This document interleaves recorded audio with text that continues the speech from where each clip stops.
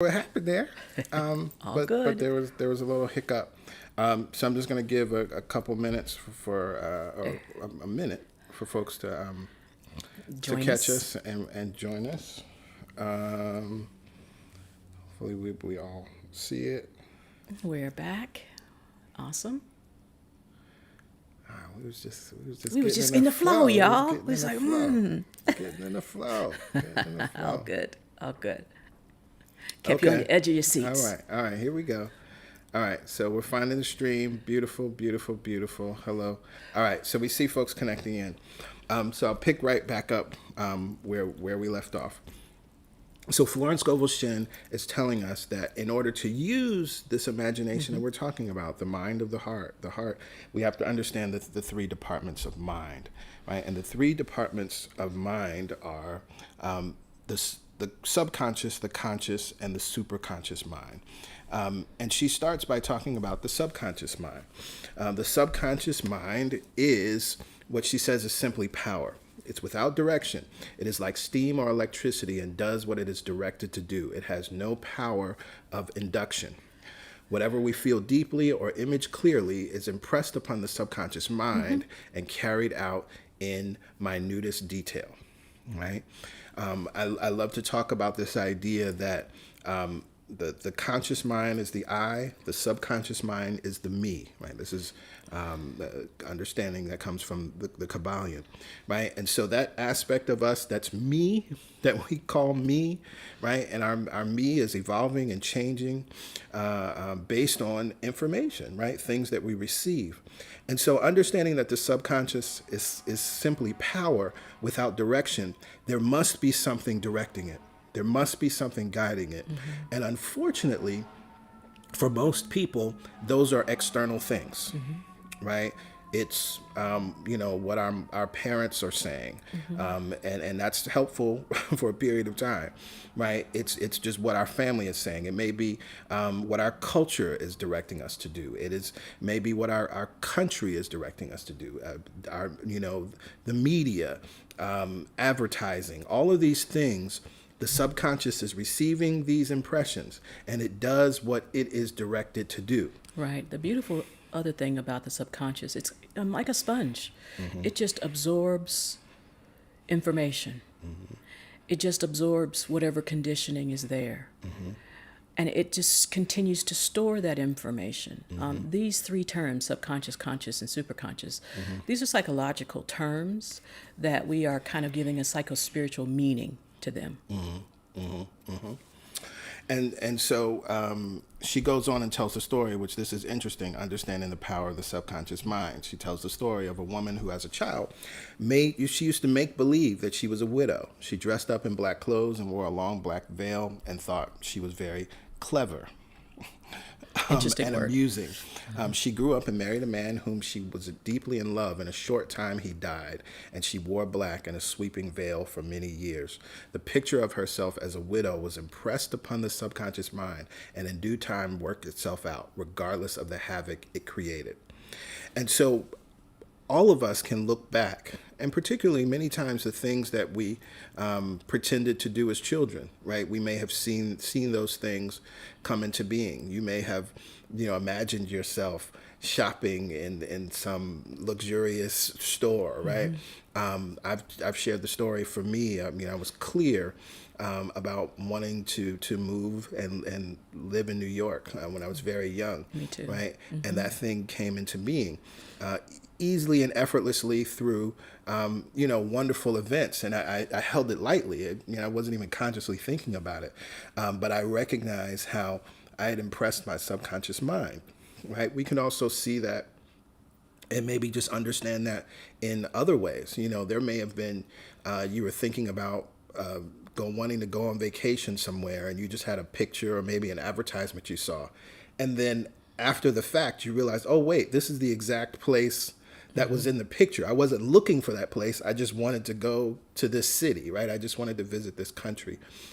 This is what's happening with the subconscious mind. And it also points to how it just happened. I mean, it just is always operating. So we're not trying to, in that way, oh, let me make sure I put this in my subconscious. You can do that. But there's all this information that we've gathered throughout this lifetime. And that's why we have to be careful with our children in terms of the kinds of thoughts that we expose them to, impress upon their minds. Because actually, none of us had the filter, but when you're a child, you really don't have the filter. Yep. You really don't. Yeah. And so we'll talk more about it, but there's a way to be mindful in a way that's not about resistance, right, and fear, but continuing to expose ourselves and keeping our world in a certain way, in a certain space, understanding the power of the subconscious, right? It's not that you can watch whatever you want to watch, but just recognize that something's getting in, right? Right. And, and it's, there's just no judgment about whatever we do, right? And you know long enough to know that. It's just that we now become conscious of how we're playing the game, how we're playing the game. We can't talk about wanting a loving, healthy relationship and spend all of our day watching reality TV that points to dysfunctional relationships. Exactly. It might be entertaining. It might be what you would think of, oh, I'm just unwinding. Right. But that information is getting in and it's being stored in the subconscious mind. It's also the way we talk about ourselves. Yeah. That we keep re-impressing these old ideas and concepts about who we are and how we look and what we're capable of. All of that is there. Yep. And so we're not telling you what to watch. Watch what you want. Enjoy what you want. But also understand, if you're really wanting to focus in on playing the game a certain way, then, you're not going to pretend, make light of loving relationships if you want one. Yeah. Real talk. And so we go on to the conscious mind. She writes, the conscious mind has been called mortal or carnal mind. It is the human mind and sees life as it appears to be. It sees death, disaster, sickness, poverty, and limitation of every kind, and it impresses the subconscious.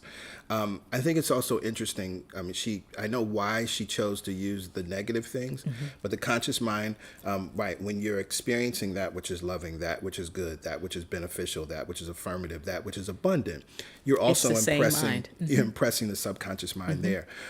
But we recognize that for most people, right, most people are simply taking in all of that information and without any filter, without any conversation. This is why I love, I quote from Willis Kinnear, I stand guard at the gateway of my mind, right? That my conscious mind, recognizing that it is directing my subconscious mind, I'm mindful of what my subconscious mind receives.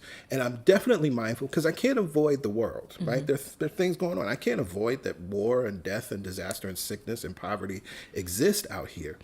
But what I have the opportunity to do is expose myself to where's the good, right? I have the opportunity to expose myself to where there are loving things happening and continue to remind myself that that also exists.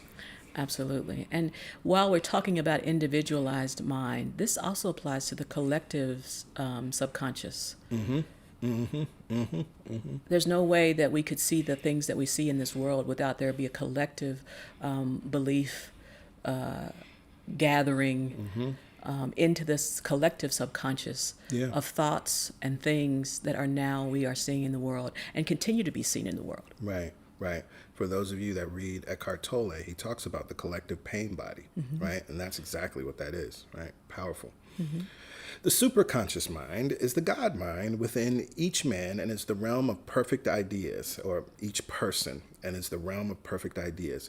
In it is the perfect pattern spoken of by Plato, the divine design.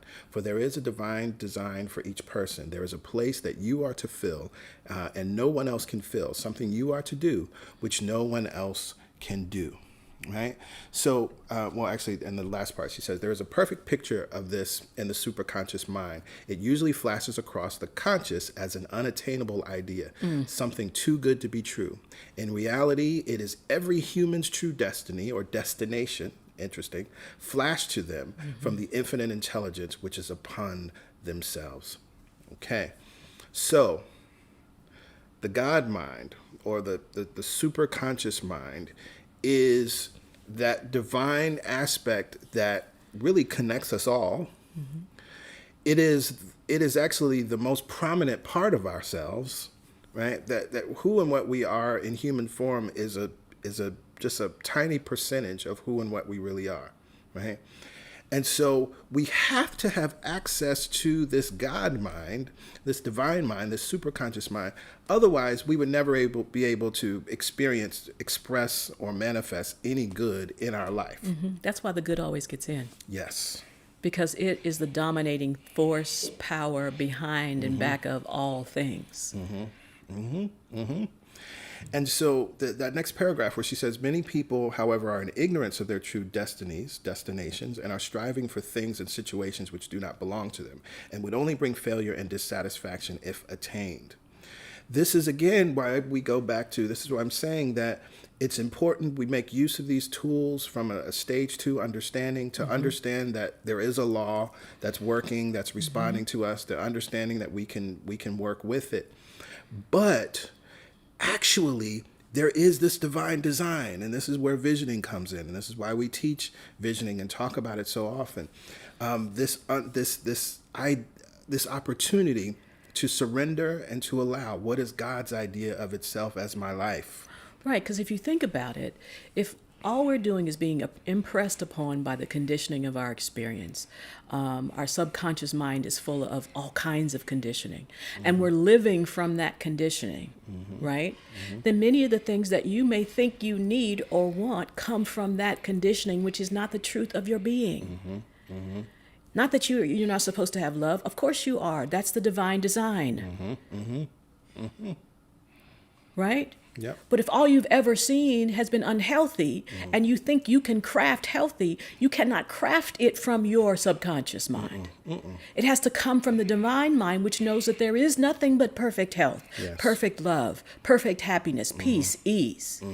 And so when those ideas come in that seem to you to be off or unattainable, those ideas that are unattainable are actually always present and available.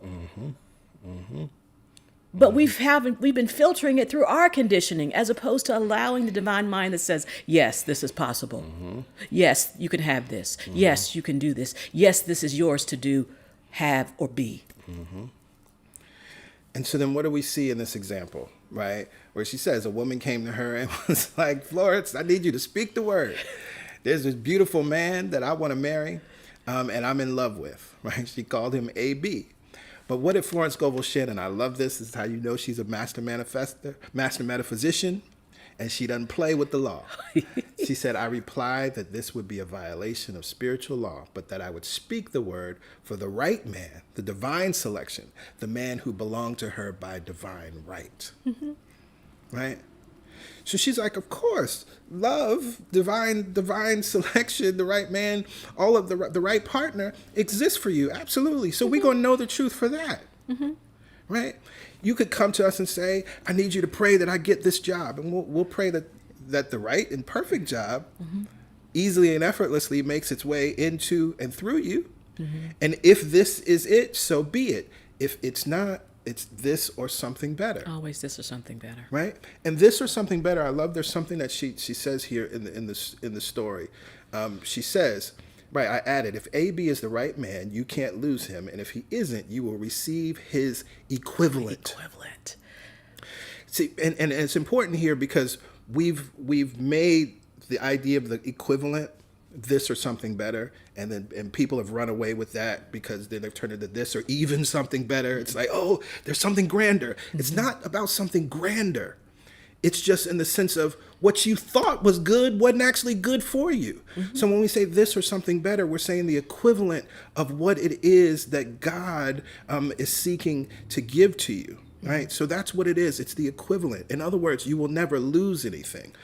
I love that idea. You cannot lose in God. You cannot lose in God. Right. You can get clarity, you can get peace, but you cannot lose in God. Right. Right. And so when we go down further, she speaks to that. This shows the law of substitution.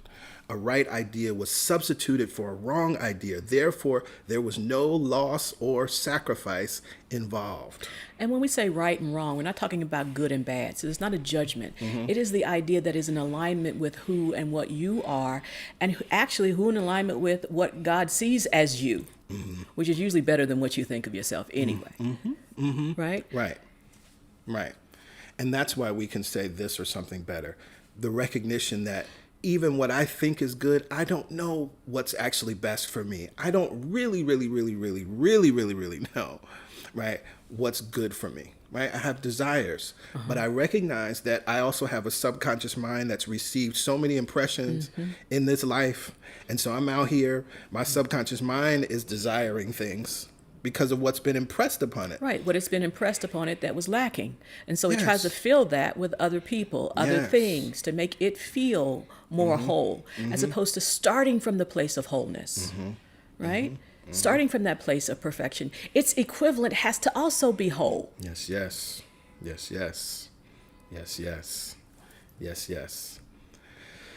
So I pray that this is already speaking to many of you and supporting many of you. We're just going to keep moving forward here. So she goes on. Jesus Christ, our elder brother, the way shower, said, "Seek ye first the kingdom of God and its righteousness, and all of these things shall be added unto you." And he said the kingdom was within us.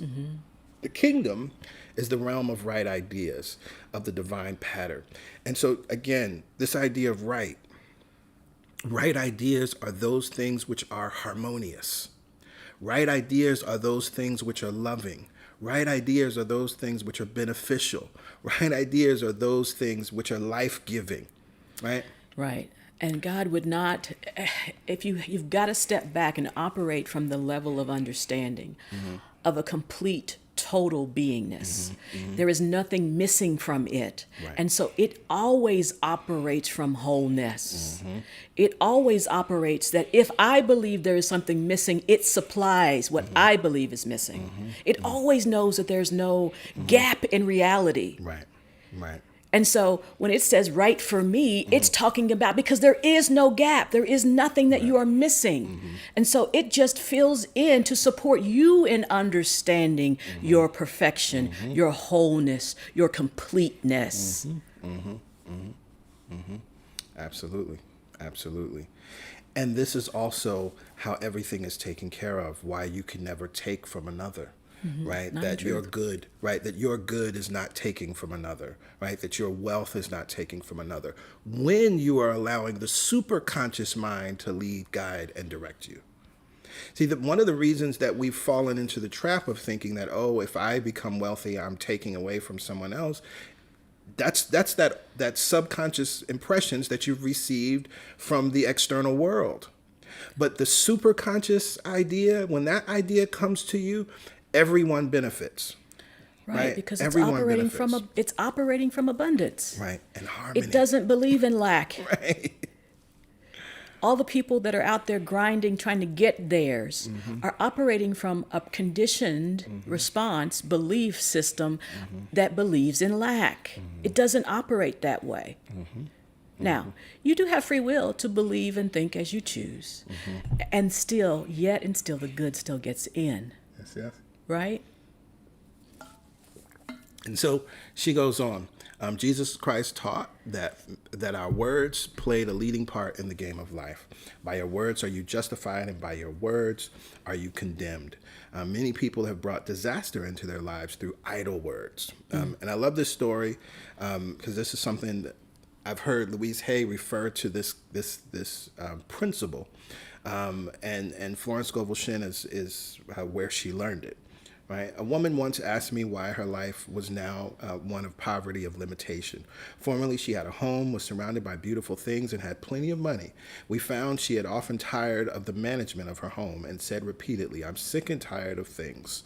I wish I lived in a trunk." She added, "Today, I am living in that trunk." She had spoken herself into a trunk. The subconscious mind has no sense of humor, and people often joke themselves into unhappy experiences. If you don't have this highlighted already, I know you've heard us say this before.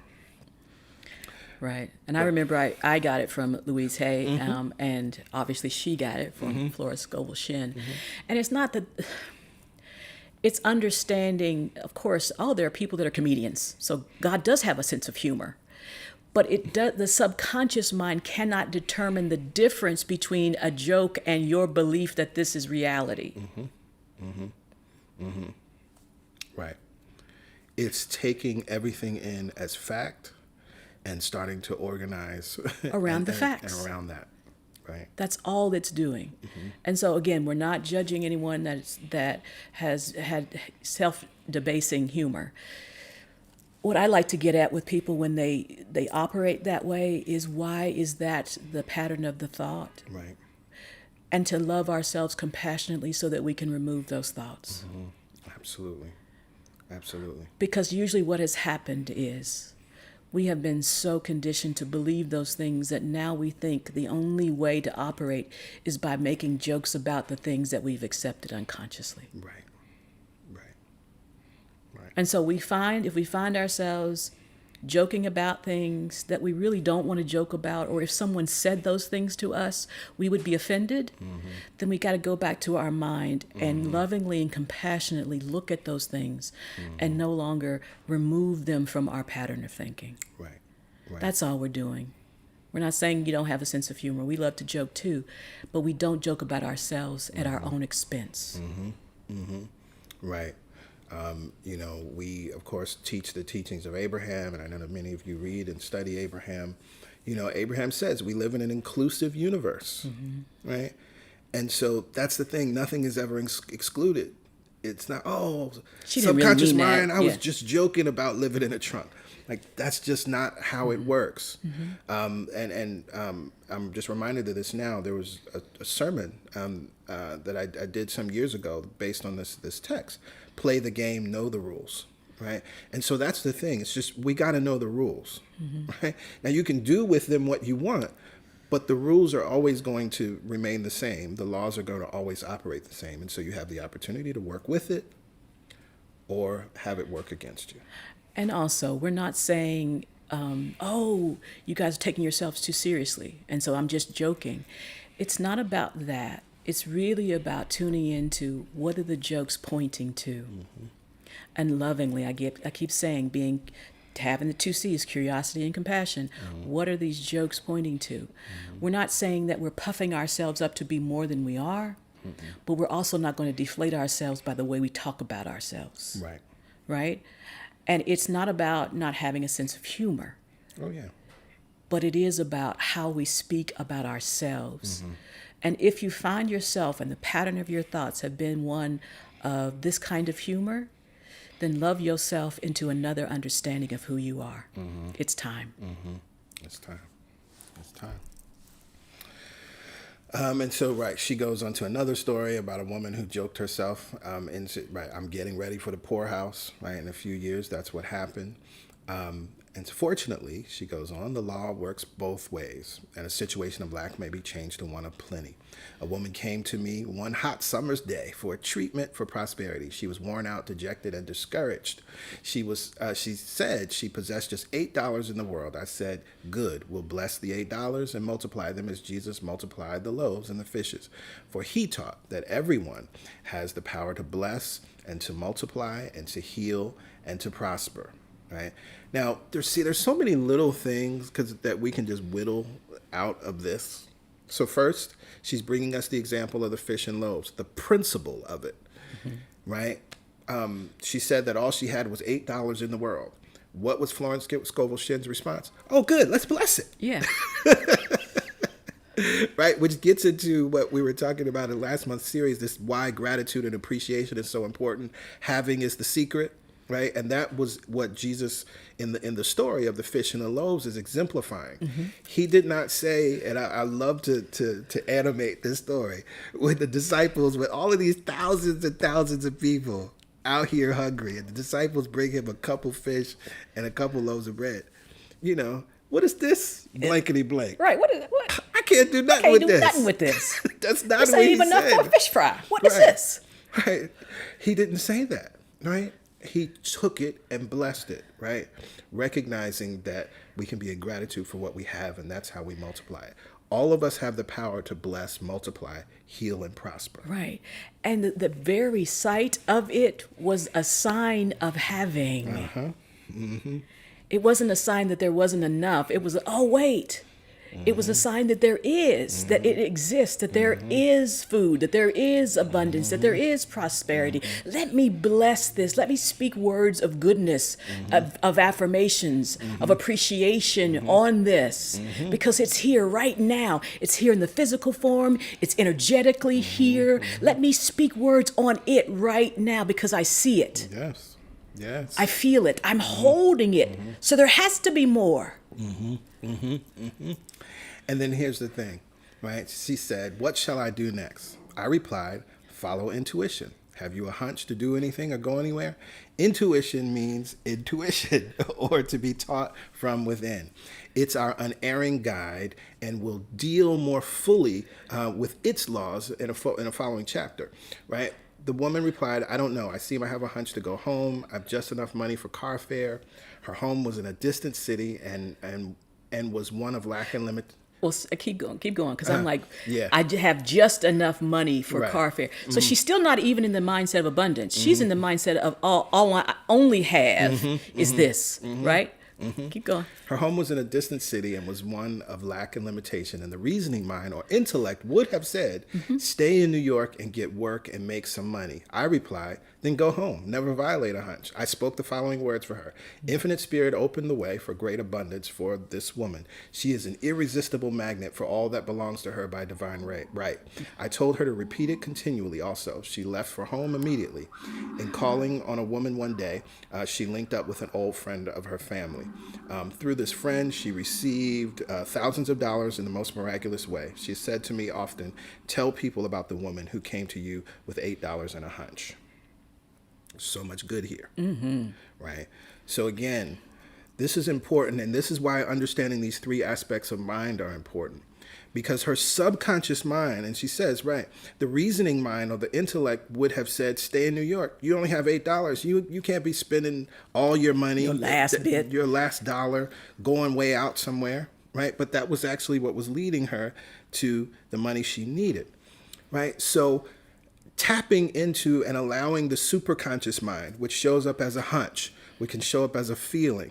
I also love how she defines intuition to be taught from within, to be directed from within, to be shown from within. To be shown from within, not shamed from within. Going back to this idea of how we talk about ourselves. To be shown from within. Any ideas that would point you to anything less than your perfection are not coming from this superconscious mind.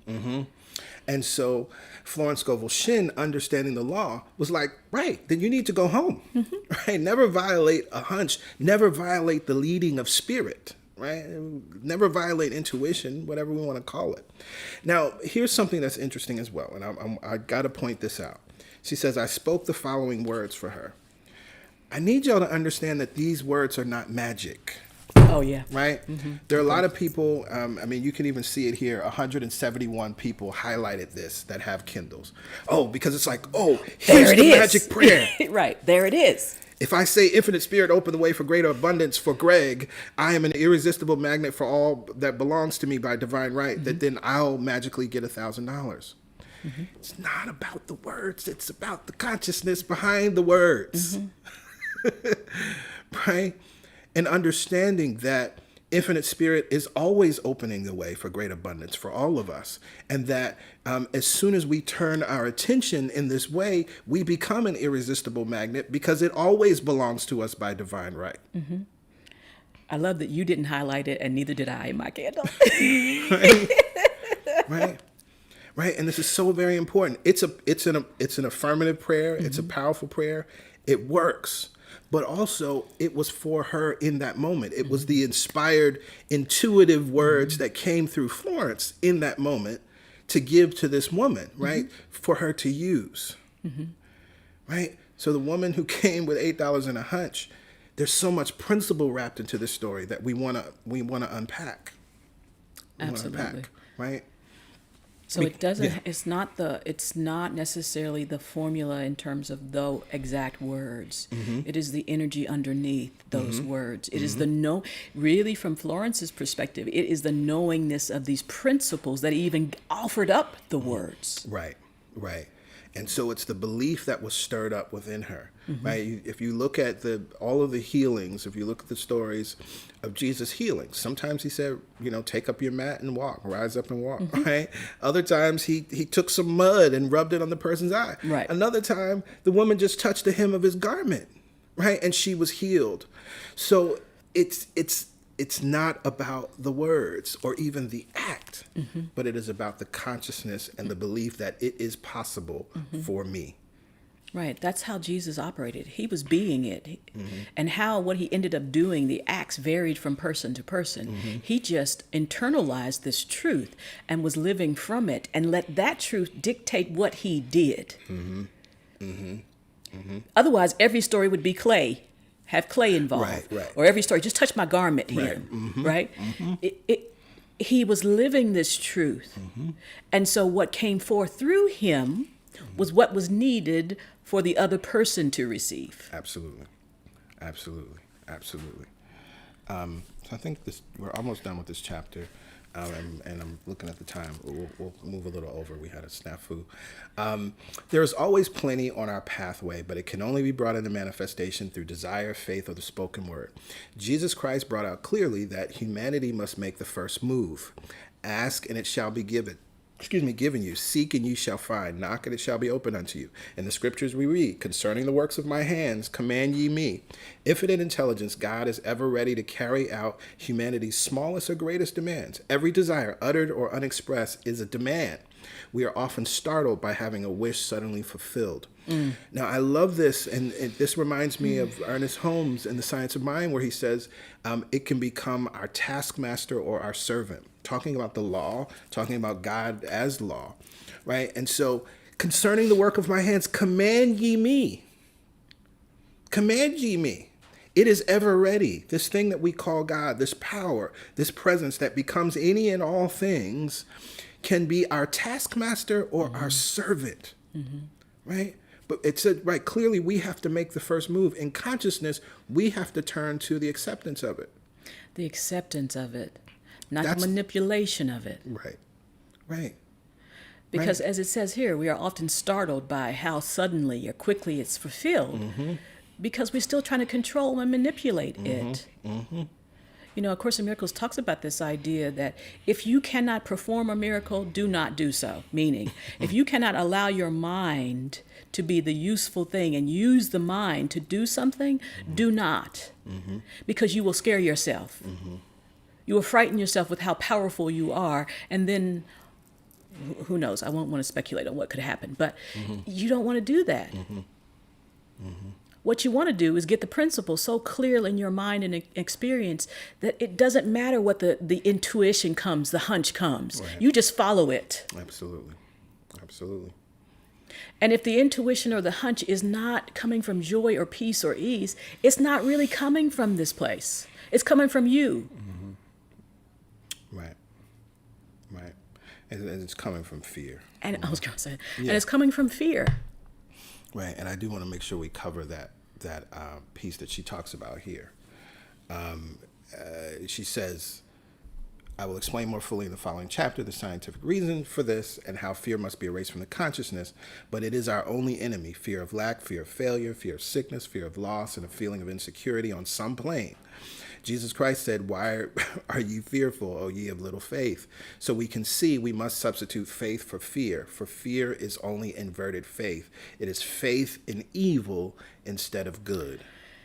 Yeah, and these word terms, good and evil, can be problematic because of all of our old God concept and preconditioning around it.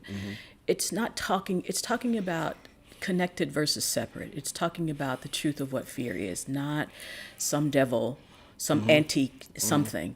It's talking about living from the whole perspective of who and what you are, not from this your understanding or interpretation, not from separation, but from this unified mind it's talking about. Right. And we can substitute that word evil. We understand, because faith is always I'm sure I've said this before, but faith is always the belief in something that doesn't currently exist. Right. And so we're misusing our faith when we're like, oh no, I shouldn't go on that trip or I shouldn't go on that trip skiing because I might break my leg. Right. Instead of thinking about the joy of I might have a great time. Right. So we put our faith in an unwanted thing, believing it hasn't happened yet. Right. Neither has the good of the potential good of the trip hasn't happened yet. We have the opportunity to apply our faith either way. And so that's what we must be mindful of and understand, and just first just accept that, oh, wow. Okay. One, I do have faith. I don't need more faith. I don't need more faith. But I've been misusing it. I just been misusing it. I didn't understand it. I didn't realize how I was using it. I don't need more of it. I just need to use it. I mean, it's the same thing, like you said. It's like all these beliefs that we have, they begin to run the show.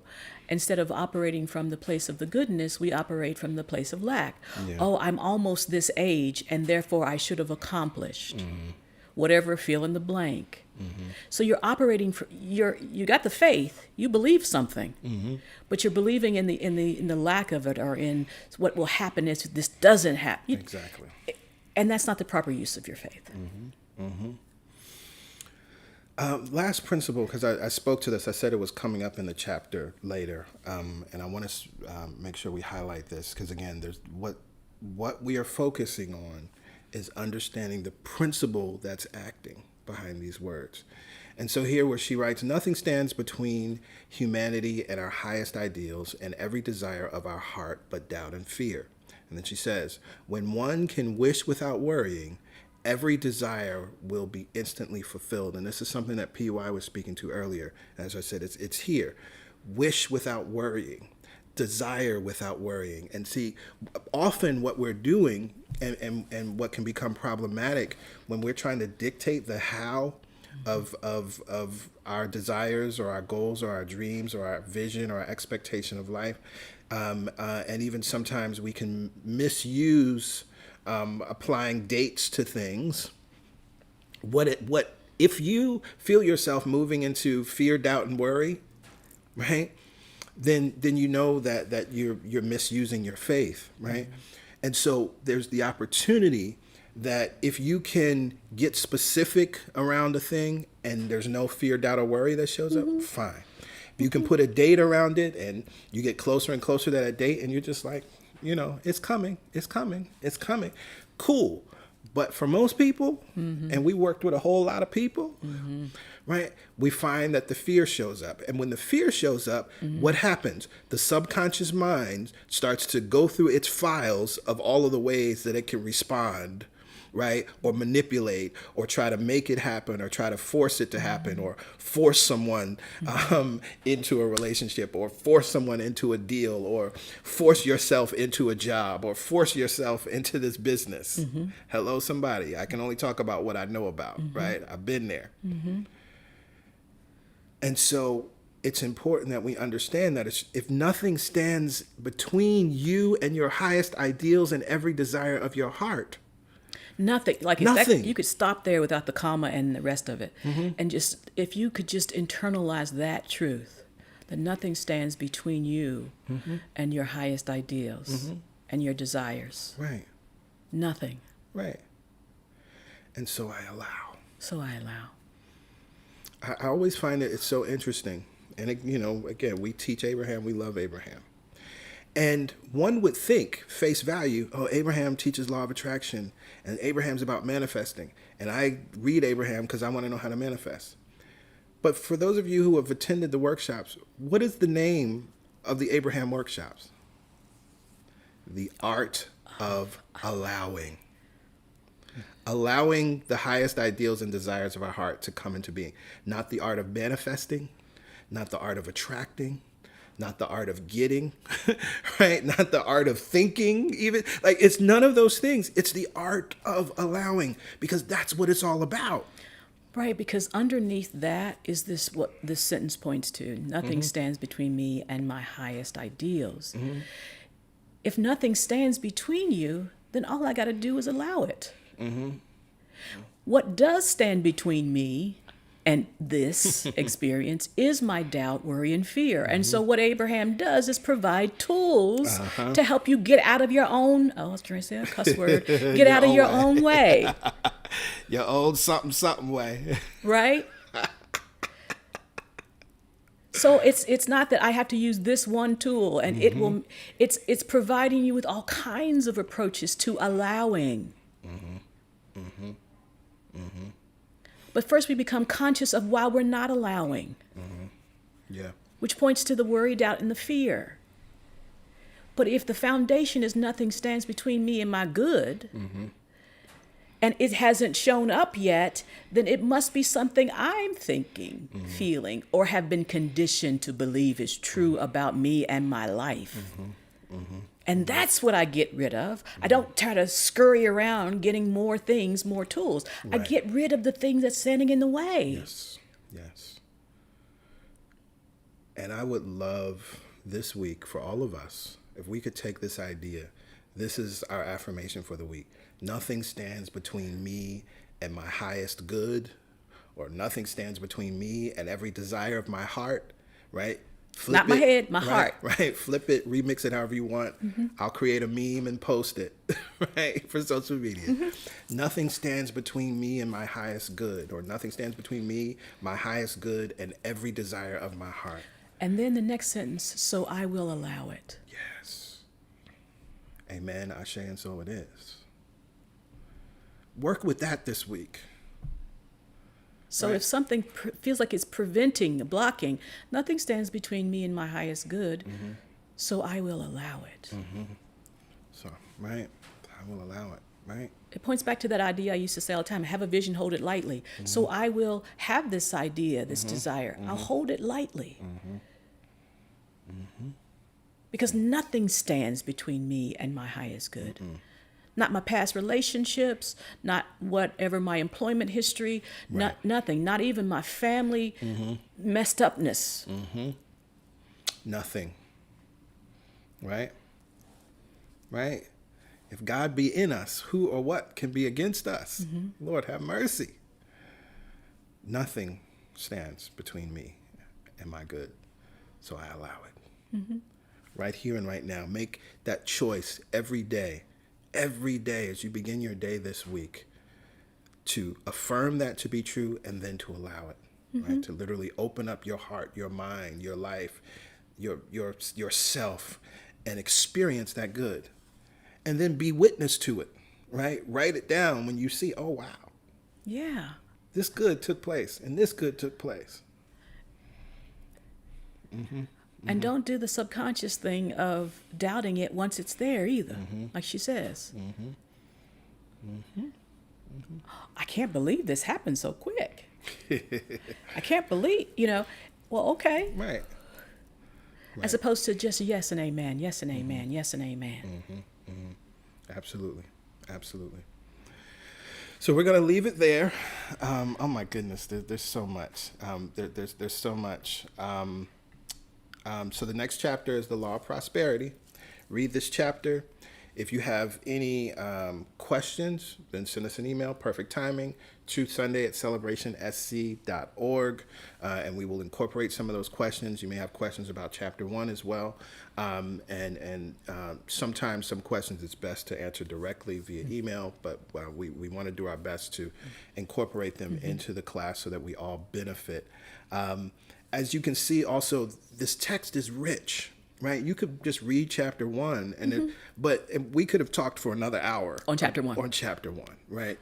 So there's so much there, and I pray what we're supporting you in doing is starting to read critically, right? To start to look at these texts and see what's between the words and what's being pointed to and what's the principle behind it, not just the good story.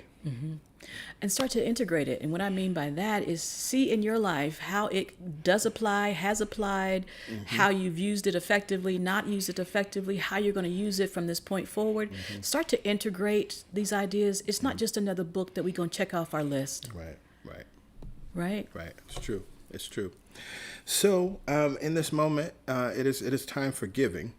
And so if you haven't already seen the information, it's here on your screen. You can go to our website, celebrationsc.org/give, or you can text to give 347-744-9500.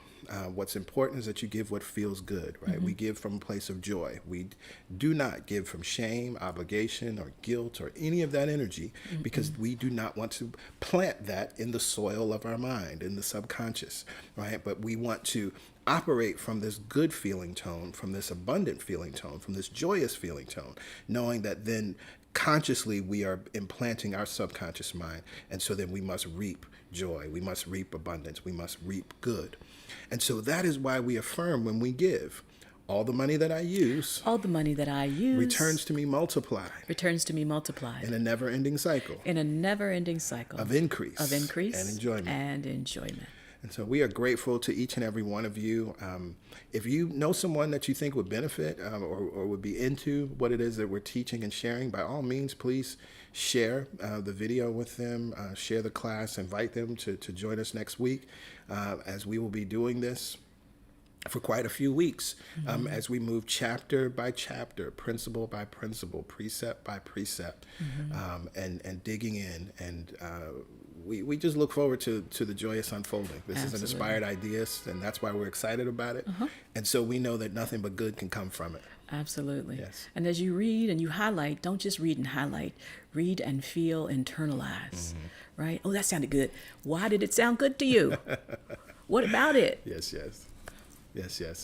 So with that, we just want to send you love. Please enjoy the rest of your Sunday. Have an even better week. We love you. We bless you. And bye for now. Bye for now.